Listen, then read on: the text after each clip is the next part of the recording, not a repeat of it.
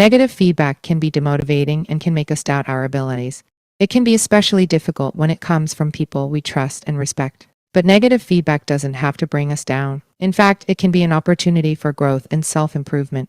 In this video, we'll explore how to handle negative feedback and turn it into positive change. By the end of this video, you'll have the tools and strategies you need to overcome negative feedback and come out stronger on the other side. Understanding negative feedback.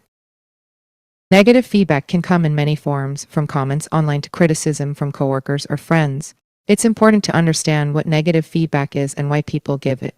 Negative feedback is any feedback that highlights areas where we can improve or that challenges our current beliefs or actions. People give negative feedback for a variety of reasons, such as to help us improve, to express their opinions, or to assert their power or authority. Negative feedback can be difficult to hear and can affect us emotionally and mentally, but it's important to remember that we have the power to respond to negative feedback in a constructive way.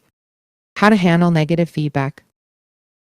When we receive negative feedback, our first reaction is often to feel defensive or to take it personally, but it's important to respond to negative feedback in a constructive way. The first step is to actively listen to the feedback and try to understand where the person giving it is coming from. It's also important to take time to reflect on the feedback and not react immediately. When responding, it's important to stay objective and not take the feedback personally. We should focus on the feedback itself and not the person giving it. We should also thank the person giving us feedback and acknowledge their effort to help us improve. Handling negative feedback in a constructive way can help us grow and improve ourselves. Turning negative feedback into positive change. Negative feedback can be challenging to hear, but it can also be an opportunity for growth and self-improvement. The key is to use negative feedback as a catalyst for positive change.